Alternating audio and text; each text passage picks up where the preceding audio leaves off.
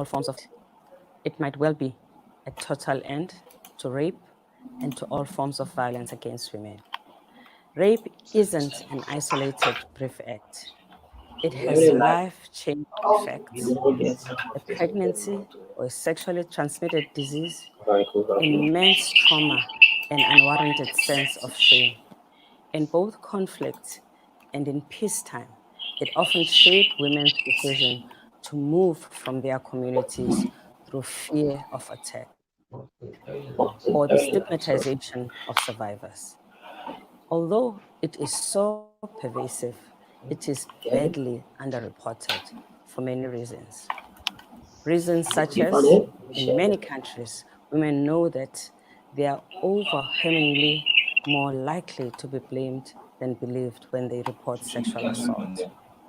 They are likely to be poorly treated by law enforcement,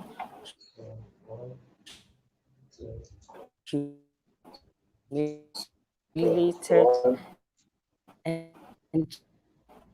treated like the problem, and in some cases, even disowned.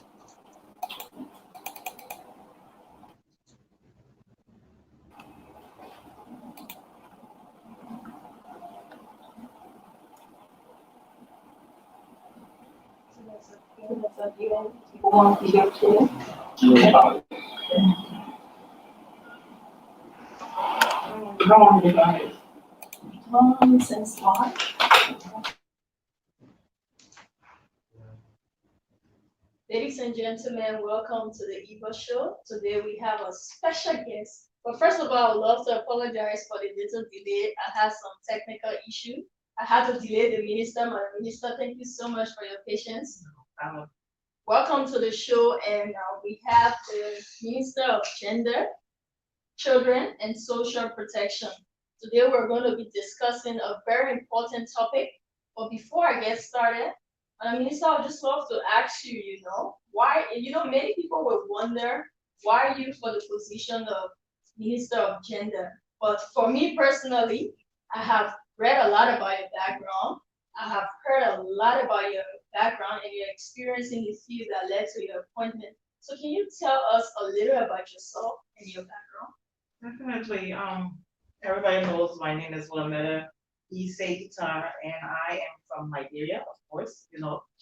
I am a person who lived here all my life.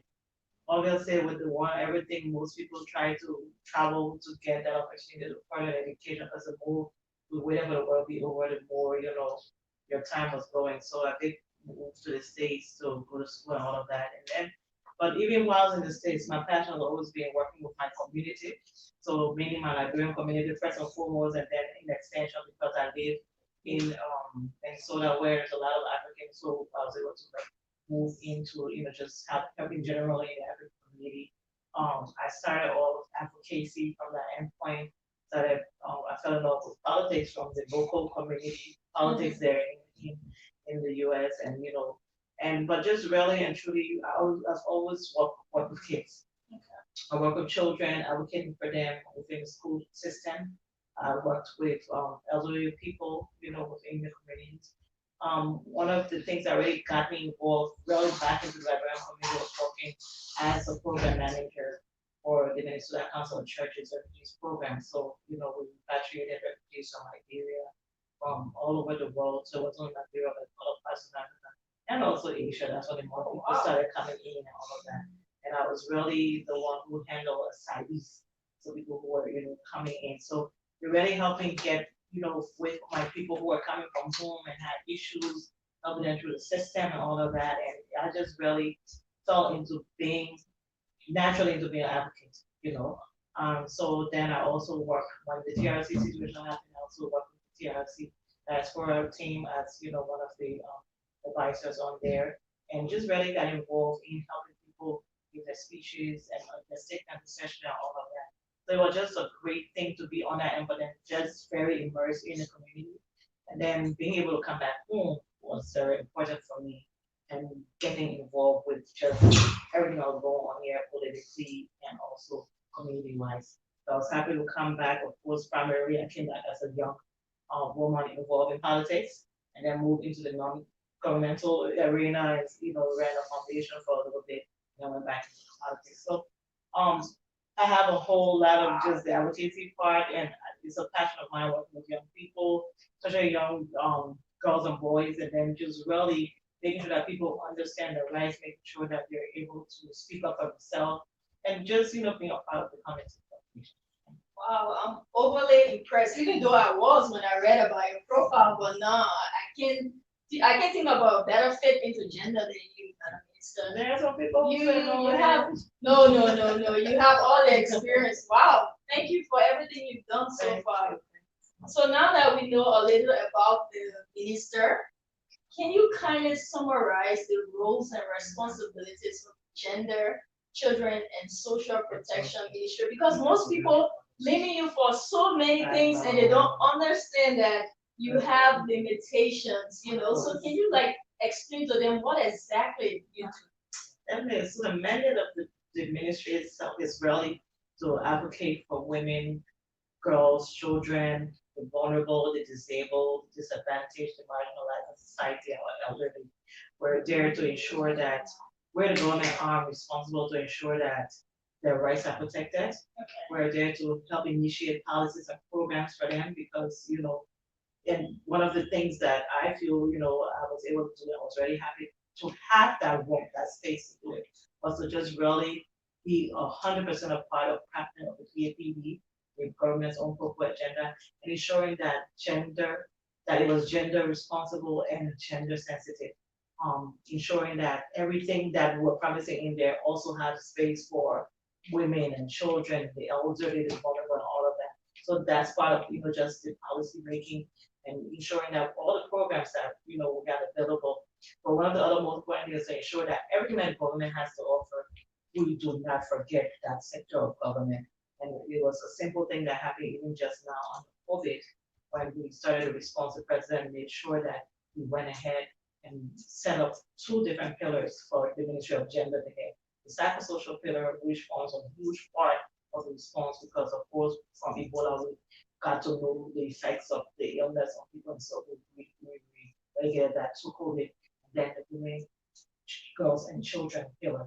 But that was important so that we know that this is a special pillar. We're going to forget the fact that we have to pay attention to this particular sector in the community. But then also because there was this awareness that was brought to bear from the world in general under the UN that we have to remember that when we have issues of war and pestilence and disease, that's when women and girls and children and vulnerable are actually preyed upon, especially issues around sexual and gender-based violence. So we want to be sure that we had something set up in place that the response to the prevention of any response to these kind of things was set up so that we were able to take care of our community. At least you guys now understand the function of the ministry, so you don't give the minister a hard time all the time. So now this brings us to the topic, a very sad one I wish we didn't even have to discuss tonight. What is your position on the alarming increase in sexual and gender-based violence, especially rape? And with all this going on, protests yesterday, today, what do you have to say about everything that's going on? Well, of course, as the ministry responsible, again, like I said, to ensure the protection of and the rights of women, girls and children, and everybody who's vulnerable out there, we feel the brunt of the responsibility, of course. It's one of those things where you sit and scratch your hands, so what else can I do? And this has been a conversation that I've held with almost everybody who's come to the ministry or met me in a chat room or whatever it is that we're discussing. And they say, oh, this is not happening. That's not happening. Okay, what else? I'm inviting the voices of other people into the space to be able to say, okay, even though we're doing X, Y, Z, we want to see that this other thing is happening. The issue of rape, is something that we as females, especially, I'm not saying boys do not get raped, but the greater percentage of people who get raped are females, and it's personal. It's very personal, and we take it personal. I don't see any one woman who will come and joke around or play around with the issue of rape, and I'm not one of those people, in the recent months, of course, we started seeing the real-time reporting. Is that saying that rape has not been happening all around the world or over the past centuries, it might be, of course, it has been, but the advent of the internet, the social media especially, we're able right now, and I think the fact that everybody was at home during COVID, we're able to pay so much more attention on this. And then we started seeing that we have more whistleblowers coming up, and we're able to start seeing these cases rise up real time. So like right away somebody will post on Facebook, we'll get that post into our inboxes at the ministry. We'll be sending someone a few. I'm calling the Minister of Justice, on the Minister of Health, we're calling the Bureau National Police Director and his cohort to ensure that right away we're arresting the situation, getting that survivor to the one-stop center to get treated, making sure the police is on the footpath of the perpetrators to ensure they're brought to justice. So we've been really looking at this and taking it serious as our social responsibility. We know that we have to do this as a government. It is our job to protect our citizens. We're very sad by the fact that despite all of the frantic efforts we've applied, that we still have these monsters in our society who, no matter what, they won't stop, right? Rape is the harshest, the rape law is the harshest, I can say, if, I mean, arguably even in the world. We know you have human rights lawyers who come to and say it's too harsh, people should have rights. But as soon as you are accused of rape, you are arrested and put to jail, awaiting trial. You understand? But yet and still, that has not served as a deterrent. So there will be rapists and those who are being called and rapists and all of that. So we know that we have a responsibility to our girls, our women, our vulnerable, and all of that. And at the ministry, one of the things that we lead on, and this is for me, the ministry has all women ministers apart from the two gentlemen we have, but all of us are in it together and we fight this like I tell them all the time, like, okay, so our job is not one of them we can do 9 to 5. Our job is 24/7. So be ready to work like in the morning if I call you. So everybody know I will harass 2, 3 in the morning, whatever it is, whatever it takes us to go out there to be able to be of service to the target population of this. Thank you, Madam Minister. So just quoting the president, right? He said, as president of Liberia, it is my responsibility to lead all efforts to address social and societal irregularities. As feminist in chief, I have stated on many occasions that I have zero tolerance for sexual and gender-based violence. Madam Minister, what measures have the government put in place to fight against rape? Well, from the side of the ministry itself, we work there. We have 2 departments that already work together on this. We have a Department of Gender, we have our Department of Children and Social Protection. So the children part of it, the Department of Children and Social Protection already work with the Department of Gender because the Department of Gender is the department that houses our sexual and gender-based violence division. And so we work hand in hand. From our end, we make sure we're there as long as we know. So if we do not know, we probably get caught up at a later time. But as long as we know right away, we go and we are involved with the survivor. Make sure to go to the one-stop center where they have to get treated. Make sure we're connecting with the health ministry and her own team. Make sure we're calling the Minister of Justice if the police is not on the scene already. If not, we work closely with the WASP, the Women and Children Protection Services, and the Sexual and Gender-Based Crimes Unit at the Ministry of Justice. So we work as a tag team to be sure we're providing services to the survivor. At the same time, making sure that the police is apprehending if the person is not arrested on the spot, that we're doing everything we can to apprehend the perpetrator to be put to jail. The other thing that we really are doing is that making sure that we are looking at this as a collective. Over the past couple of months, going into, say, go back just the end of last year, we started talking about the what else, the what next. And like I said, I reached out to the Minister of Finance about funding because, yes, we get funded, but our budget is really, bare bones. And one of the things that's very important for us is that we also get funding from our partners, but then the partners come in and say, I'm giving you $5 for this exact particular thing, right? But we need to have that leeway to be able to serve our population, be able to do the extra things that we need to do, to be able to do things on the spot. So we had a conversation talking about as we come into the new year, how we can look at funding that, to get something more than what we normally have gotten over the past couple of years to be able to do the work. That was a promise. So we'll continue having a conversation amongst ourselves as ministers. And of course, COVID came in, and then again, that we already established the heightened awareness happening, So it really, for me, I was happy because now more people's attention was on it, especially when it came to us being able to collaborate, to strengthen our collaboration as ministers, across the board. So we had the Minister of Justice, the Minister of Health, Minister of Education, Minister of Labor. We had the Minister of Youth and Sports, Minister of Information, the two ministers at the Ministry of State, so for portfolio and presidential affairs, the Minister of Finance, of course, the Minister of Internal Affairs, which is very important to this. And I said, labor too, because labor is heading our trafficking in persons task force. And then education, of course, came in because it's very important. We have body clubs within the schools, talk about SEs and all of that, sexual exploitation, and abuse in schools. But then we also want to say how we can start discussing about how we can start grooming the kids to have a different mindset, a change of mind, a change of behavior, a change of lifestyle. So that by the time they get to our age, they're not even having this conversation, they're saying that, hey, this is the norm.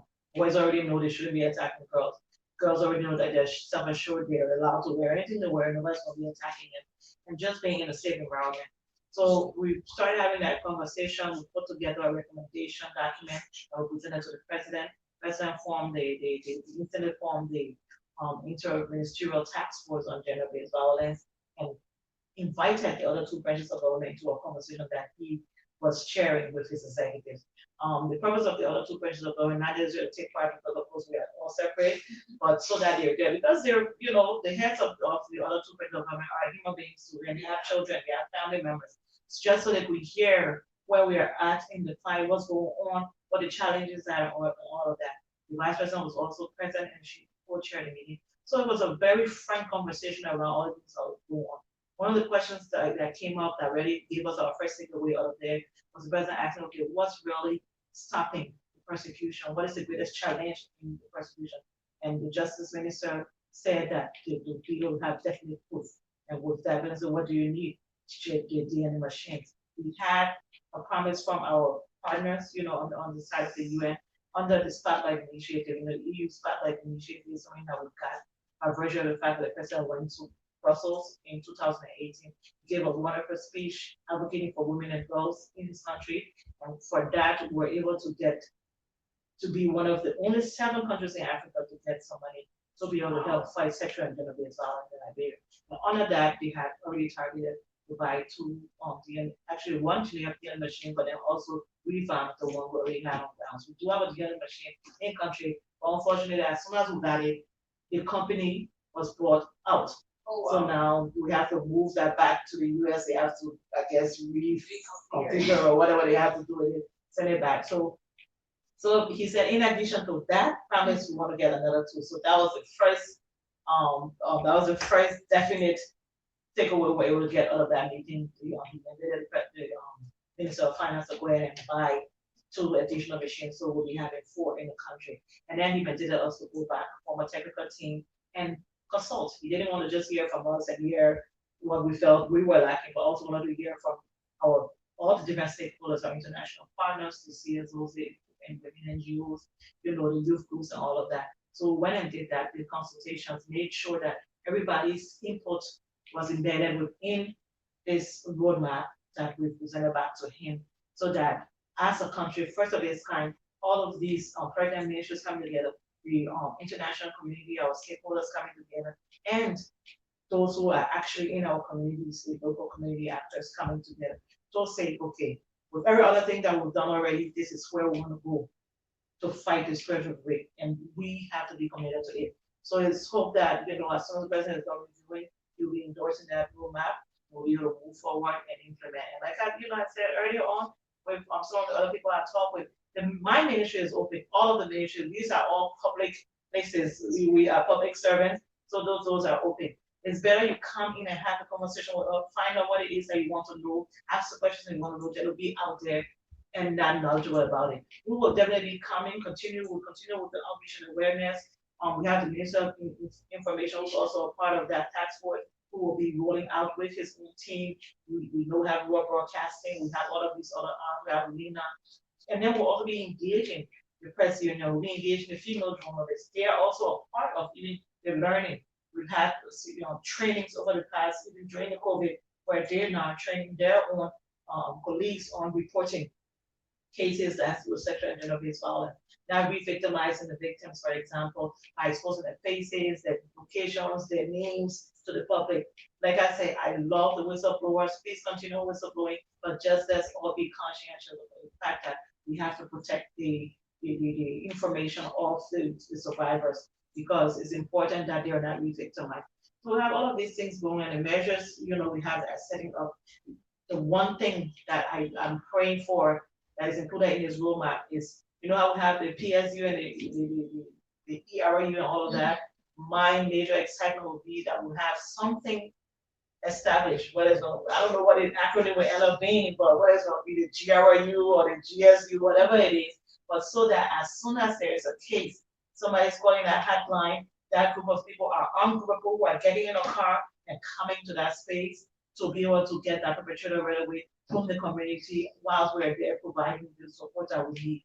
So just the fact that we as a ministry do not have arresting power, we are not the ones implementing the law, but we can advocate to make sure that these things happen. We're very happy that we're able to do that. And then the other part is also about making sure additionally now we do have in the law that we can start a offenders registry. So sex offenders registry, we'll make sure we're operationalizing that. We've spoken with the Liberian Immigration Service, because they also get people who are deported from outside of the country who are coming in as people who are felons, they've raped, or they've killed and all of that. I want to be sure that we are letting communities know who are these people coming into the spaces, and that we have community watch teams on them, so that we do not have a situation where we are allowing rapists into our community unknown to the community, and we continue perpetrating those negative acts. So those are just few of the things that the government has, is putting into place to continue to fight.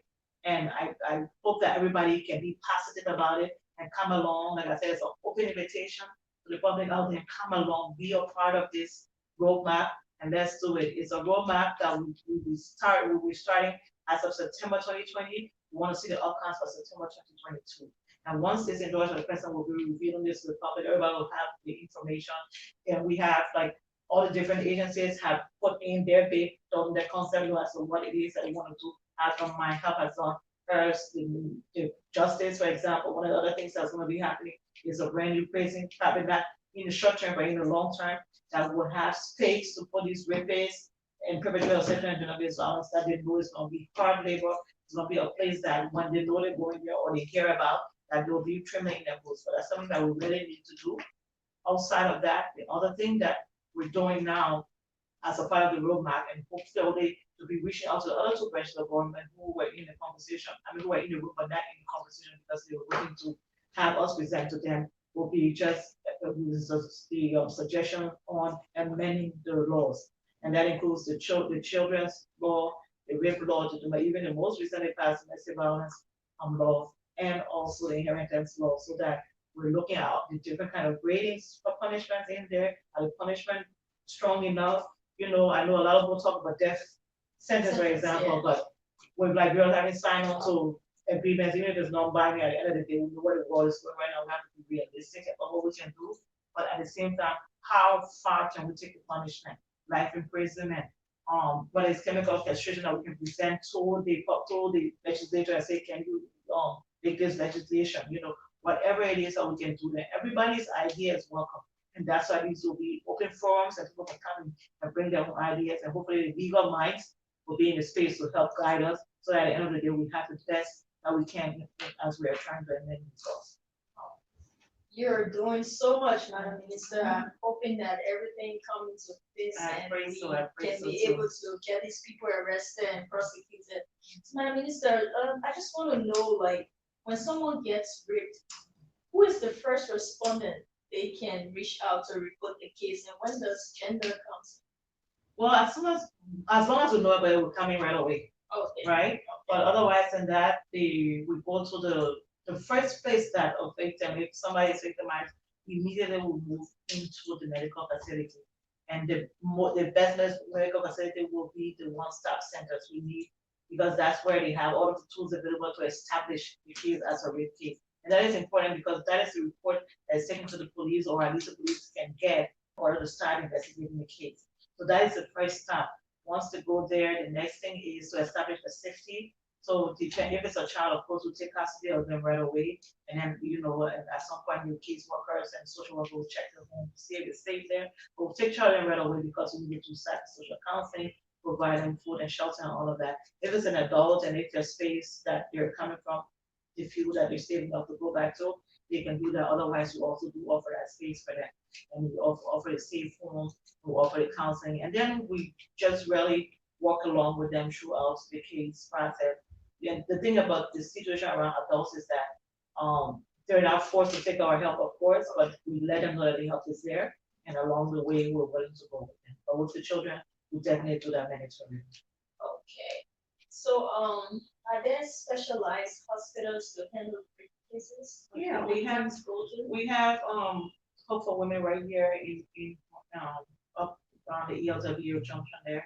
We have the Redemption Hospital, we have JFK, we have the JDG Hospital. So we have all these hospitals that are used as one-stop centers. So they specialize and they're able to really take care of cases like that so that they're not tampered with, we have specific evidence, and they can do the reporting. That's good. So you guys, there are hospitals for rape victims. So feel free. You heard the minister listed a couple of hospitals. You can visit them. Don't be ashamed. Your health is more important. My minister, we're more focused on young girls and women getting raped, but are there young boys and men also getting raped? Because we don't really hear much about them. We just want to be sure that our sons are also being protected. Yes, of course. It's not as prevalent as with the females, but yes, we do have boys. So as of January to now, at least I think we have 4 cases of sodomy. So we do have boys who are being victimized also. And so it's not only about the girls, we have to protect the boys. That's awesome. So at the rate at which this rape thing is alarming and there's serious increase in the country, are there any forums for schools to start educating our young kids on the importance of protecting themselves and when to recognize sexual abuse and when to report it? Are there currently things like that in school? Or? Definitely. So we have, like I said earlier, we have buddy clubs that we have around the country. We have buddy clubs where we talk about, we educate students on the issue of sexual and gender-based violence, how to definitely check out a person who's trying to prey on you, to talk about sexual reproductive health and rights within those body clubs. And then we also, the ministry itself, we have our adolescent girls unit where they have a whole platform and they really work together throughout the week. In fact, I think on Friday we're having, because it's a yearly conference we have, unfortunately this year we can't come together, so we'll be a Zoom conference, but where we'll be having conversations around this and just the outreach we're doing in the COVID-19. So we do have that engagement with the adolescents and with the children. Okay, that's good. But do you have any idea from the Ministry of Education level if there's some sexual education being taught in school as well? So what we do, the body clubs is we work hand in hand with the Ministry of Education, but the formal teaching is part of the roadmap. So that's why the PSCE is in there. That's a part of the Ministry of Education saying so that, like I said, the children start learning from this early childhood. We're talking about, so by the time they grow up to be men and women, it's a part of a normal part of their life, and you're not, having these kind of conversations that we have right now. I know. I can't wait for that time. Another issue that is of serious concern is child street couple. It has become one of the major causes of child rape. Are there any measures being put in place by the government to get these kids off the streets? Definitely, we've been working with so one of the things that I don't know if you're aware of, we're able to get tier two in trafficking. This is something that we've been fighting for. We're on the verge of going to tier 3, and so since we came in as a government, we've been able to meet with USAID, who are our partners in the trafficking fight. And we even had the ambassador himself, who's ambassador on trafficking from the US come and visit with us and the president. We're able to have a frank conversation around what the difference between what we consider trafficking in the Western world versus how we consider trafficking in a place like Liberia. Like, in our own country, the situation is that, oh, I'll go to, Grand Judea or Bassa or wherever, I take my cousin's child or my auntie's child or, whomever it is, to bring that person in town. On a good day, the parents who are giving those children are happy because why? They feel the children are coming in to town to learn book, to have a better life, for a better future. And unfortunately, we do have situations where people bring family members, children, or friends' children here, and they end up sending them out to street hawk and all of those things. And so for us, we try to let the information and the awareness go forth to make sure we let people know that you are breaking the law. You cannot bring a child in and let a child sell for you. That is a no. You cannot use the excuse that the child will help to support itself. No. If you take a child, then you're responsible for that child's life. It's not the child to make sure that you get food to eat. It's you to make. So we've been doing all of these awareness, and we really work hard with our partners, our Minority River Union partners in terms of the cross-border trafficking and all of that. And so we're able to curb that. And so that is why we're able to gain the tier 2 status. We're working towards tier 1, and that is the plan in place now. We're removing the kids from the street.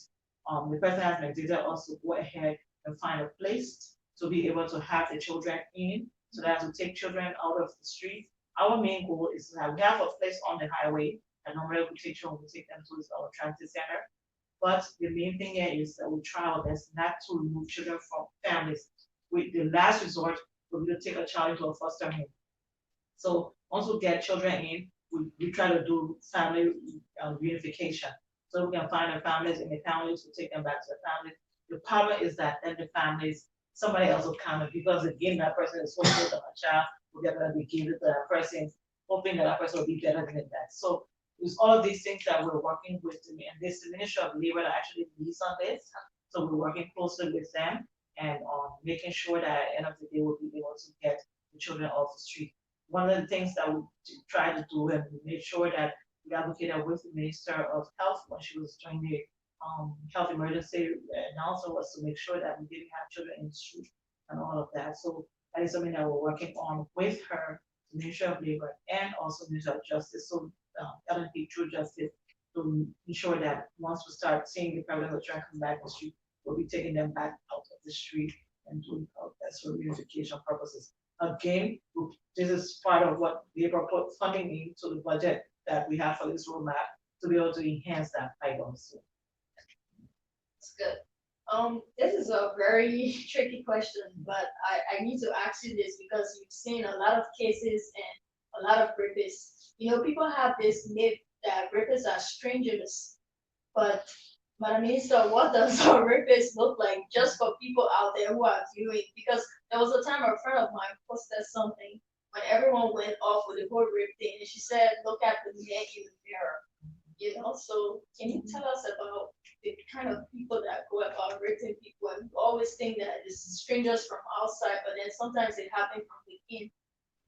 Yeah, somebody made mention of the fact that most times the rapists are the person right in the house. And we look at statistics because we normally do comparative analysis, or we do the stats on, where the cases are coming from, which areas, who's perpetrating all that. And the highest numbers are people who know the victim, who know the survivors. I mean, when it comes to rapists, there's no tag on the forehead to say this person is a rapist, right? You just are unlucky one day and you become a victim. So there's nothing, it can be your uncle or nephew or father or brother, a family friend. Those people that are not ready to go, and not calling uncle this and uncle that. And that's why even me, I tell my children, do not call nobody uncle, you my uncle. You already got the uncle anyway. So it's important that, we emphasize that rapists are very mostly close. So that's why we need to look beyond the skin of things in our communities, in our homes. And then suspicious behavior, we need to check on it, we need to have conversations about it. We need to educate our children about, especially the little ones, about what constitutes the wrong kind of touch. Who can they be making it from, who they can. I know because of the way our culture is, the children are so carefree. We're used to having children run around with no clothes on, for example, sometimes in the community or in the house and all of that. But right now, unfortunately, with the nature of what's going on, we need to put more awareness on them, so that they are aware and they can protect themselves as well as they can in their own legal while we try to do the legal protection part of it. It's important that everyone fights against this because the family is important in this fight. Family and friends, because the best witness is that family person or that friend.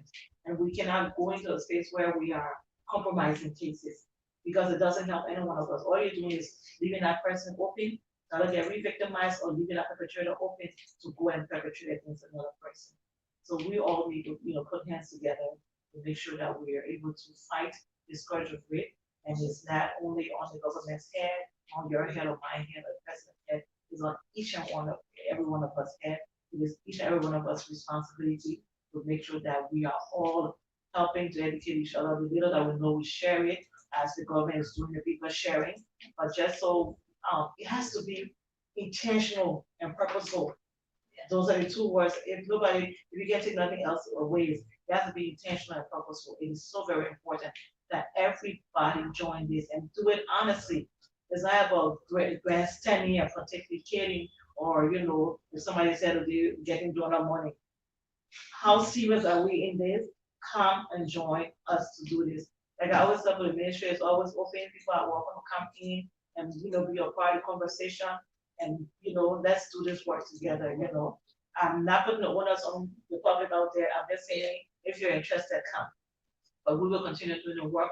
We presented the roadmap to the president. Hopefully he will endorse it. And once that gets endorsed, keep our feet to the fire, come in, checking on us. Okay, we're in September. What are we doing in September? What is the plan, between now and September 30th, for example? We enter October, let's check in. What do we accomplish in September? Now we're in October, what are we, So we have to really be intentional and purposeful about this fight in order to see the changes come about. Because like I said, we're looking from September 2020 to September 2022. For us to be able to see outcomes coming 2022, as well as to start the work right away in September 2022. Great. So ladies and gentlemen, the minister has given you free access to her office.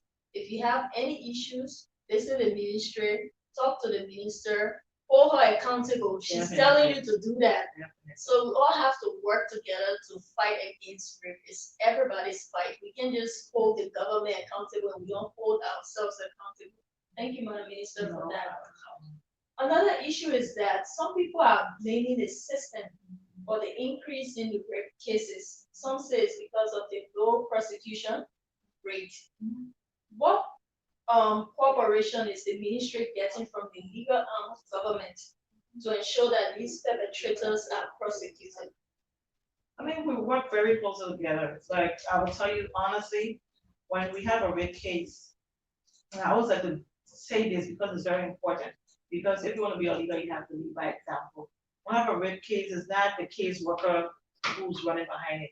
It's myself, it's the Minister Proper of Justice, Councillor Dean, it's the Minister of Health, Dr. Jala, it's the police director himself, Patrick Sulu, Unit 100, it's 102, is Sadato 101, Sadato Reeves, the Deputy Inspector General, and 102, the Deputy Inspector General of Operations, SACOR. So it's all of us at the top having that conversation whether we're trying to collaborate and coordinate and then get into, I will get to my deputy ministers depending on if it's a child or it's an adult, right?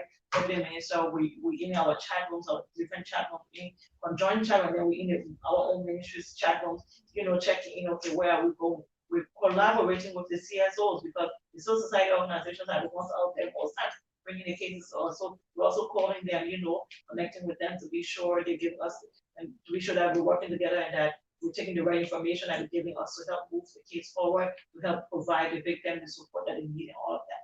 So we are really collaborating at the highest level amongst ourselves with the Ministry of Justice. Like we are the three branches of government. Justice is the one, the executive, and then we have to move into the judiciary, where sometimes yes, we do have issues, and we do have issues with just being able to ensure that the laws are in place and that the judges are really doing their best to see the cases beyond what's in front of them and really think about what can they do to make this person as an example that they will never go back or to other people see them as an example to not do this again because of the punishments that they get out.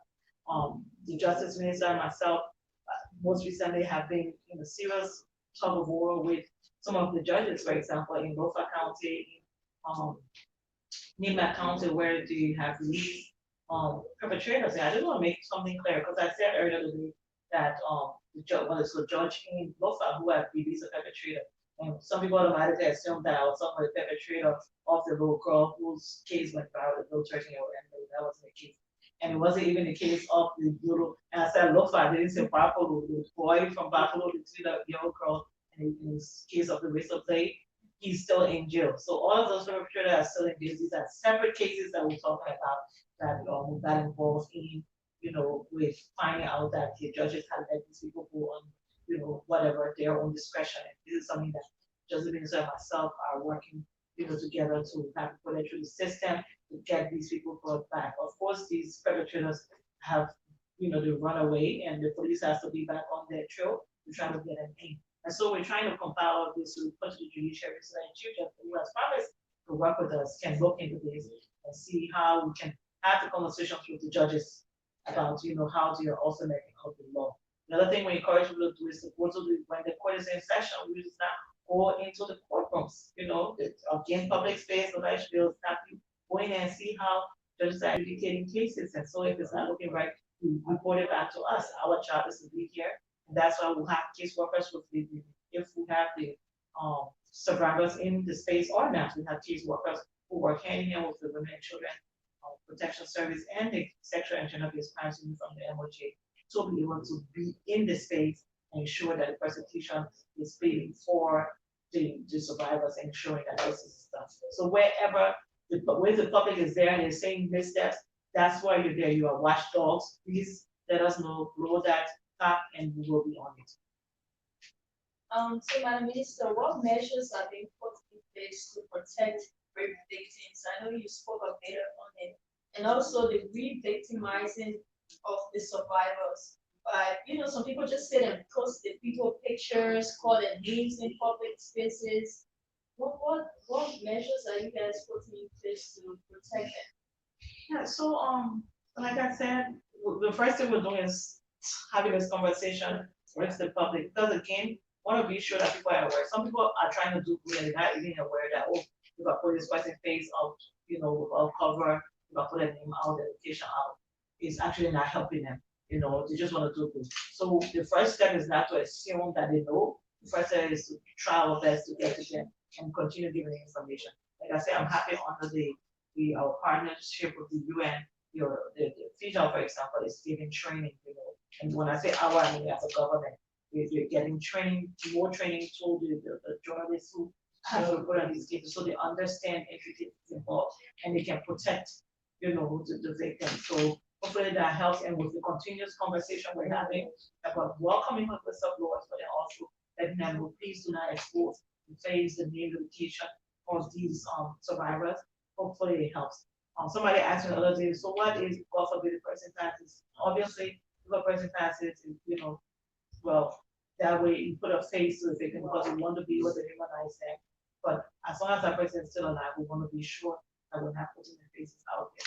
Also, if there are issues where the body parts are exposed, please do not put it out there. Because again, it's about that person's dignity, trying to keep that person safe, because we know we live in a digital world where social media, quickly things go viral. Before you know it, that person who you're trying to help gets affected negatively.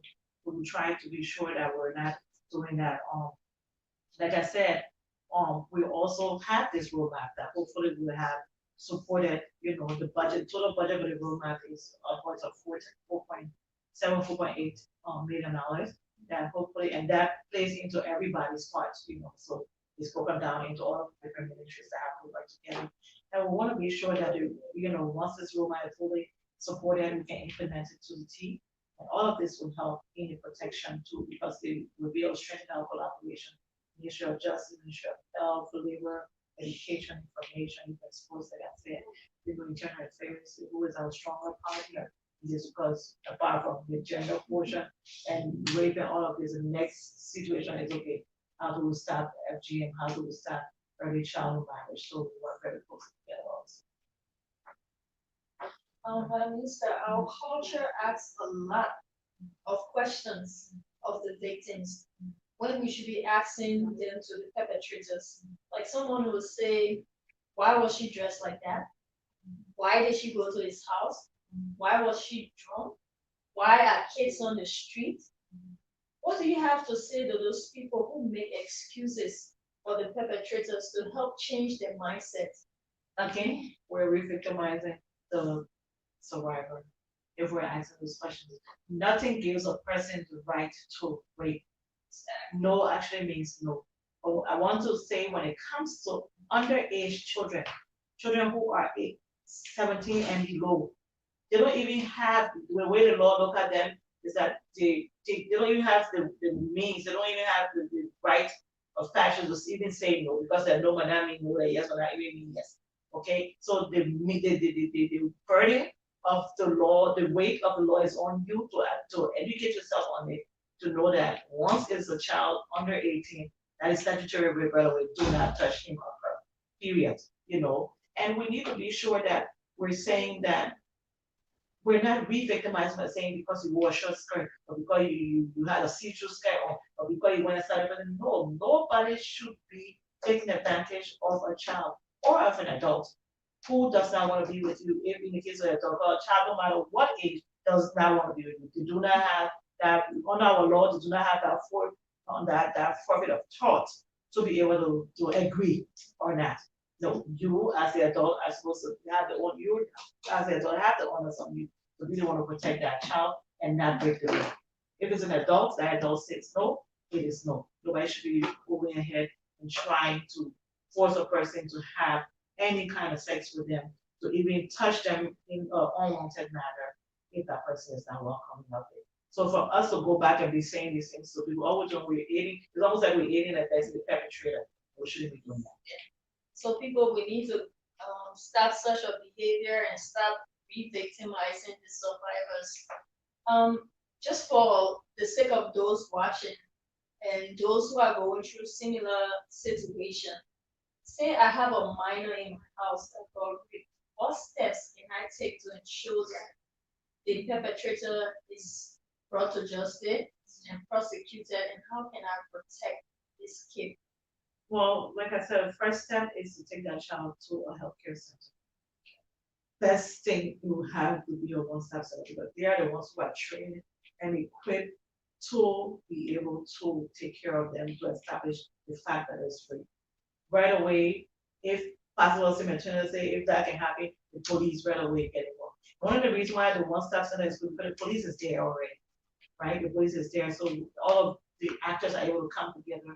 If we, as the Minister of Gender, have been informed, who will be there also to provide that support, that psychological support, and just being there for them, letting them know that somebody's there who care and will take care of them. And we, once they get the checkup, the evidence is collected by the police goes and start doing the processing, and hopefully they have the perpetrator and they already have them in jail and then pushing the case forward through the justice system. But that is the first thing, is to make sure that child has the care, either because sometimes the child is, especially if it's a child, I always emphasize on this because that's where the most damage comes, where, sometimes they're bleeding, sometimes there's broken pelvic, all of those things. We want to be sure that you're taken care of right away. So getting to the hospital is very important. At the same time, getting the police involved so that, we have the evidence collected right away and we can take care of the child. So for those of you going through similar situations, you've heard what the minister said, pick your kid and follow the procedure she just listed so you can get some help. It's very important.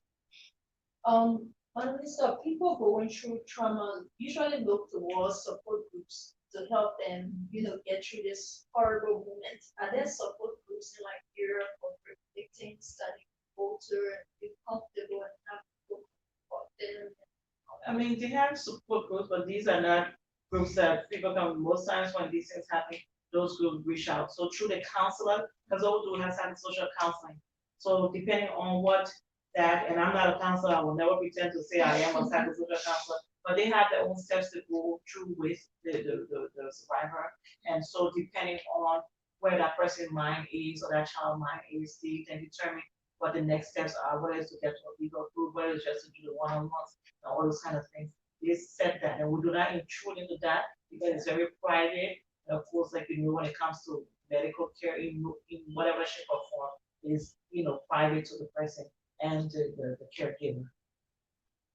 So another thing, not everyone wants their name heard or known Yeah. during such a situation. Is there any anonymous route that a person or victim can go to report their case and keep protected? Yeah, all like for within ourselves, the gender ministry, the police, all of the duty bearers, we know not to expose.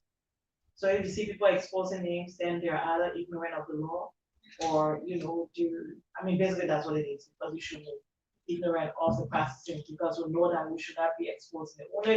Only the people who need to see those names, because why? Either we are here, we need to identify the person, hospital people need to identify the person, or the judicial process, so moving from the police to the courts. But otherwise, that's when the people put on radio or anything like that to say, oh, the report got raped today or all those kind of things. You refer to the survivors, like a female of XYZ age, in terms of that if we have to talk about it, but we do not expose their name, and we should not be doing that.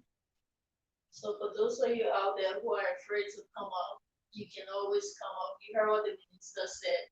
You are going to be fully protected. So come out and report these rapists. Let's prosecute them and have them put in the right place that they belong, so they can move and go do it to another person. Because if you don't come out to report these cases, they're going to continue raping other people. So please go and report your case if you got raped. Another thing, just for people who are trying to reach out to the ministry, are there like hotlines or guidelines on your website or social media page that they can go to and get information on how to reach out to you when they're going through these crises and report their cases? So we have our Facebook page that you can just get into the messenger inbox. We only have 3 people who have access to that. Myself, the Deputy for Gender, and the Communication Director. So your information is really safe if you want to use that route. Otherwise, our website is there. You can use that route also. We have the 4455 general emergency number that people can call into. We have the 116, and then most recently we finally got support from the Carter Center, Nice. who were able to help us get our lines up in terms of sending text messaging. And we work closely, like I said, with the Civil Society organization. And I'm just trying to find my text messaging here for you to show you, so we have these sexual and gender-based violence, anti-sexual and gender-based violence text messaging that come in now through Orange, and it's called SGBV messaging, and we'll do our best so that hopefully we tell them that they need to be sure that they're trying to get as many numbers in as possible to be able to get the messaging across. But we're not stopping there. We're also working with Lena and the Rural Broadcasting on an ELBC with the NICAD, the Minister of Information, of course, to ensure that we can also get our messaging into South Africa. So, for example, you see here where it says don't do man and woman business with little girls under 18. Report to the police, call, and they have all the telephone numbers 0886-270-114, 0775-270-114, or 116 for help. This is a message from the Carter Center, the government of Liberia, and the U.S. government. They are supportive. So we have all these text messages that come out periodically, like weekly, and send to random different phone numbers, so that we're able to help. And we can also, I'll ask everybody to please forward, if you get this, forward it onward to your group list and all of that. We're posting these on the website. I want to be sure, and the Facebook page, we want to be sure people have different means of getting in touch. If you try one number, it doesn't work, try the other number. We want to be sure that we're able to get the help to people real time as much as possible. If you are a whistleblower, we have a team that is watching our page. We just say drop the information on there. You don't have to put everything on there. You can say inbox me or something like that, and someone will get in touch with you, so that we're able to get told that survivor real time and get the police on the perpetrator as soon as possible. Wow, you guys are doing a lot of work, but people don't hear about it, Mr. So we need to have more of these discussions with you. You're doing so much, and I'm so impressed. But before we call it a day, our culture of shame and saving face have meant that most victims would rather die and stay in silent than face the backlash of societal judgment. What do you have to say to those people who are so afraid to come up and say, I've been raped? They want to stay in silence. What do you have to say to them to help them overcome that fear of not wanting to be victimized? Because you've already said that you create an avenue to protect the victim. So we need people to come up to report their cases. What advice do you have to give? Well, I think I can pride myself on saying, and I hope I wouldn't get anybody coming up to say that it's not true, that to date we haven't had a situation where we have exposed a victim. If victim exposure have come on, it's mainly because maybe people out there are trying to get the help for the victim and go ahead and put information out there. So I want, the public out there to be safe in the knowledge that we will protect you. We will, we want you to trust us that we will not be exposing your information. Um, our job is to serve everybody. We do not pick and choose on who we serve. Our job is to fight every single perpetrator. We do not say that this person will not be able to, but we deal with every one of them the fastest way possible and push for every one of them to be taken to the police and get justice done for the survivor as much as possible. The one thing I want to say to people is that anyone who's going through this situation, just know that there's always hope. Never feel hopeless about the situation, and know that you have people to support you. If you have family members right away, you can trust. You have to talk with them right away, and hopefully those family members will put arms around you. Once the Ministry of Gender get involved with you, our job, our primary job, when it comes to the survivors, is to make sure they feel safe and protected. To make sure we can put them in a safe space. That's the first and foremost thing, and to make sure that they know that we are on their side and we're fighting for them. So moving into them, advocating and lobbying for the justice system to work for them. So I don't want anybody to feel that, and we will fight for you because we do not want you to be victimized. Remember, we're not going to be exposing you, your business, our business. We do not put it out there. We've had a situation where people have come and they say, "Oh, I don't want to do this because of X, Y, Z." And we and they are the ones who even trying to convince them. Don't worry about it. We will chase after them. Just give us the name, give us the information. So we really try our best to fight hard. But again, the fight is important. The cooperation in the fight is important. So we want the families to come out, we want the community to come out, we want who supports to continue coming out. We want to be sure that we are all putting arms around the survivors and protecting their information, their faces, their location. But we are pushing for the perpetrators to be brought to justice, the alleged perpetrators, and those who are already remanded to jail. We're working very closely also with the prison system. We've had a couple of people who we put to prison most recently who have been let out of prison a couple of times. So we asked them to please let us know if there's a judge who is sending any kind of release, they should let us know. We should be informed before the release. Once that person is in there for sexual and gender-based violence, please let us know so that we can then engage the justice system and say what's going on, why is this person coming out, and all of that. So we hope that everybody can join hands in this fight. I know a lot of people have been working. I want to commend our strong women out there, women NGOs in the communities. And when I say community, I mean like in the counties. The Ministry of Gender has 15 county gender coordinators. So we have offices in all 15 counties. We have children welfare coordinators. We have our supervisors. We have data collectors and all of that because that's how we get numbers. But we also know that we depend a lot on our CSOs in the counties and our CSO partners and our international partners who are working on that and with the local NGOs. And so those people in those spaces have been the real rock, and they've been able to help a lot when it comes to just bringing awareness to the fight and being a part of the fight. So we must commend them also. We were not in this alone, and we hope that we will continue working together and make this roadmap a reality so that Liberia again can become a role model for other countries around us. Which is very important. Thank you so much, Madam Minister, for entertaining us today, educating us, and letting us know about a lot of things you're doing to help fight against rape. You know, you give out a lot of information that we didn't know about, and people always bring gender ministry, everything gender takes it for. But now at least we understand your mandates and all that you're doing to ensure that our people are well protected and their rights are protected. We just want to say thank you on behalf of the Evo show and the Evo crew. We say thank you so much. Ladies and gentlemen, thank you all for watching, and I hope you learned a lot today. You know how to engage the minister. The gender ministry is open to everyone who wants to fight against the societal ills. Make sure you visit the minister. You can book an appointment with her, bring out the issues, and she will be willing and ready to help to fight against the ills in our society. So I just want to say thank you once again. Thank you all and have a beautiful evening. Thank you.